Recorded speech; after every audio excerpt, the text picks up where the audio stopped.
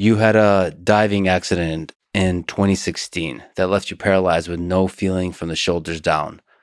How did that accident change your life? It was sort of a freak thing that happened. Imagine you're running into the ocean. Although this is a lake, but you're running into the ocean and you get to about waist high, and then you kind of like dive in, take the rest of the plunge under the wave or something. That's what I did. And then I just never came back up. Not sure what happened. I did it running into the water with a couple of guys.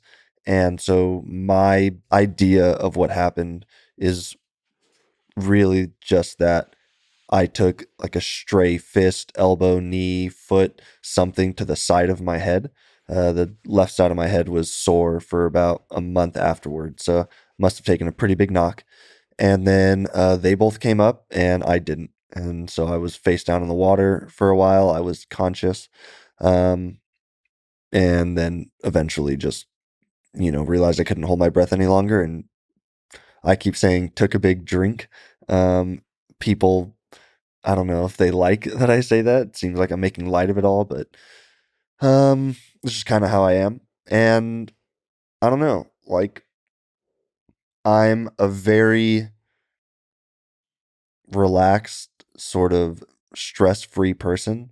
I rolled with the punches for a lot of this.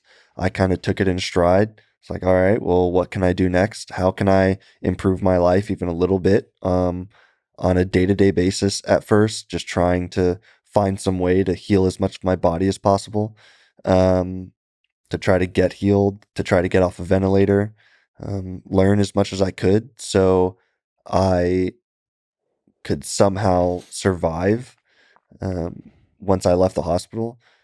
And then thank God I had like my family around me. If I didn't have my parents, my siblings, then I would have never made it this far. They've done so much for me, more than like I can ever thank them for, honestly. And a lot of people don't have that. A lot of people in my situation, their families either aren't capable of providing for them or honestly just don't want to. And so they get placed somewhere and, in some sort of home. So thankfully, I had my family.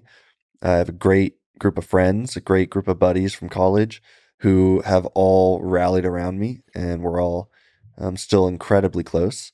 People always say, if you're lucky, you'll end up with one or two friends from high school that you keep throughout your life. I have about 10 or 12 from high school that have all stuck around, and we still get together, all of us, twice a year. We call it the spring series and the fall series.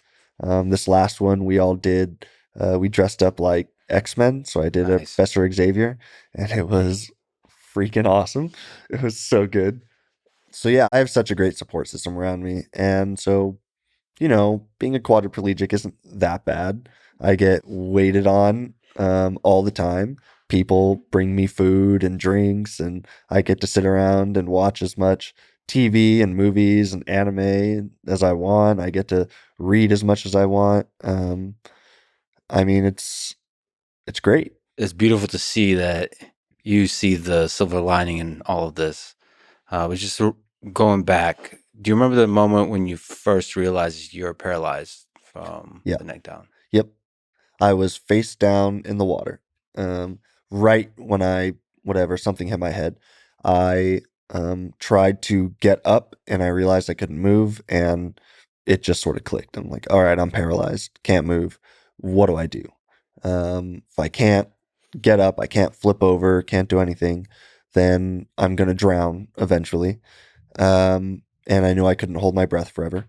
So I just held my breath and thought about it for maybe 10, 15 seconds. I've heard from other people that, like onlookers, I guess, the two girls that pulled me out of the water were two of my best friends. They are lifeguards. Um, and one of them said that it looked like my body was sort of shaking in the water, like I was trying to flip over and stuff. Um, but I knew immediately. And I just I realized that that's like what my situation was from here on out. Maybe if I got to the hospital, they'd be able to do something. When I was in the hospital, like right before surgery, I was trying to calm one of my friends down. I had like brought her with me from college to camp, and she was just bawling over me. And I was like, "Hey, it's gonna be fine. Like, don't worry." I was cracking some jokes to try to lighten the mood. The nurse had called my mom, and I was like, "Don't tell my mom. She's just gonna be stressed out. Call her after I'm out of surgery, because at least she'll have some answers then, like whether I live or not, really."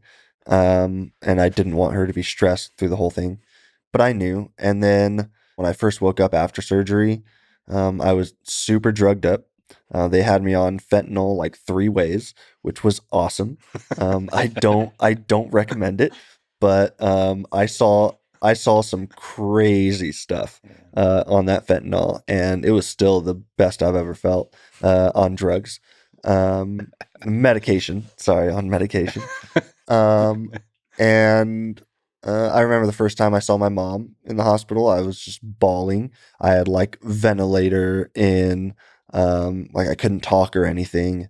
And I just started crying because it was more like seeing her. Not that, I mean, the whole situation obviously was pretty rough, but it was just like seeing her face for the first time was pretty hard. But yeah, I never had like a moment of, man, I'm paralyzed. This sucks. I don't want to like be around anymore. It was always just, I hate that I have to do this, but like sitting here and wallowing isn't going to help. So immediate acceptance. Yeah. Yeah. Has there been low points along the way? Yeah, sure. I mean, there are days when I don't really feel like doing anything. Not so much anymore. Like not for the last couple years. I don't really feel that way. I've um more so just wanted to try to do anything possible to make my life better at this point. But at the beginning, there were some ups and downs. There were some really hard things to adjust to. Um, First off, just like the first couple months, the amount of pain I was in was really, really hard. I mean, I remember screaming at the top of my lungs in the hospital because I thought my legs were on fire. And obviously, I can't feel anything, but it's all nerve pain. And so that was a really hard night. I asked them to give me as much pain meds as possible. They're like, you've had as much as you can have. So just kind of deal with it. Go to a happy place, sort of thing. So that was a pretty low point. And then every now and again, it's hard, like realizing things that I wanted to do in my life that I won't be able to do anymore. Um, I always wanted to be a husband and father, and I just don't think that I could do it now as a quadriplegic. Maybe it's possible, but I'm not sure I would ever put, someone I love through that, like having to take care of me and stuff. Um, Not being able to, go out and play sports. I was a huge athlete growing up, so that was pretty hard. Just little things too, when I realized I can't do them anymore. Like there's something really special about being able to hold a book and smell a book, like the feel, the texture, the smell, like as you turn the pages, like I just love it. I can't do it anymore. And it's little things like that. The 2 year mark was pretty rough. 2 years is when they say you will um, get back basically as much as you're ever going to get back as far as movement and sensation goes. And so for the first 2 years, that was the only thing on my mind was like try as much as I can to move my fingers, my hands, my feet, everything possible to try to get sensation and movement back. And then when the 2 year mark hit, so June 30th, 2018, I was I was really sad that that's kind of where I was. And then just randomly here and there, but I was never like depressed for long periods of time. Just it never seemed worthwhile to me. What gave you strength?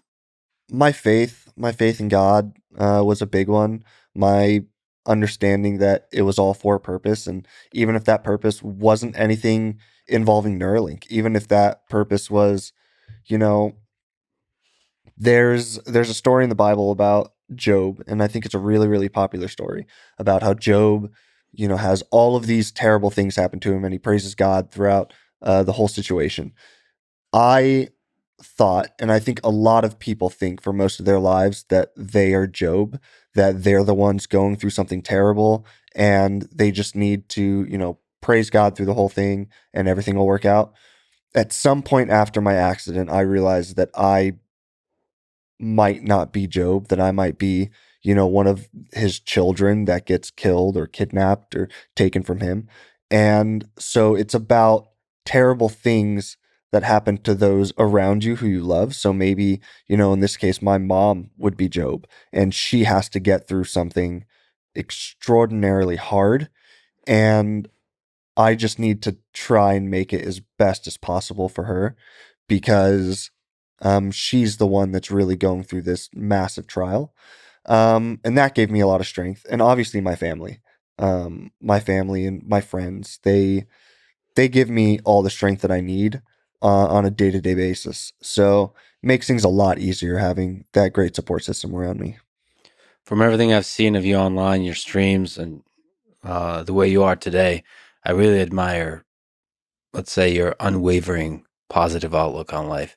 Has that always been this way? Yeah. I've just always thought I could do anything I ever Yeah. wanted to do. There was never anything too big. Like whatever I set my mind to, I felt like I could do it.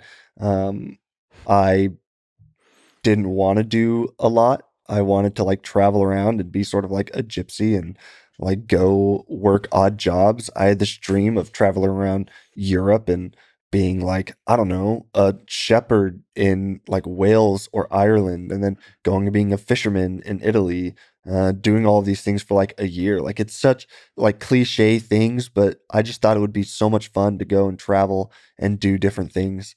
And so I've always just seen the best in people around me too. And I've always tried to be good to people. And growing up with my mom too, she's like the most positive, energetic person in the world. And we're all just people. Like, I just get along great with people. I really enjoy meeting new people. And so, I just wanted to do everything. This is just kind of just how I've been. It's just great to see that cynicism didn't take over, given everything you've been through. Yeah. That's was that like a deliberate choice you made that you're not gonna let this keep you down? Yeah, a bit. Also, like it's just kind of how I am. I just, Yeah. like I said, I roll with the punches with everything. I always used to tell people, like, I don't stress about things much. And whenever I'd see people getting stressed, I would just say, like, it's not hard. Just don't stress about it. And like, that's all you need to do. And they're like, that's not how that works. I'm like, it works for me. Like, just don't stress and everything will be fine. Like, everything will work out. Obviously, not everything always goes well, and it's not like it all works out for the best all the time, but I just don't think stress has had any place in my life since I was a kid.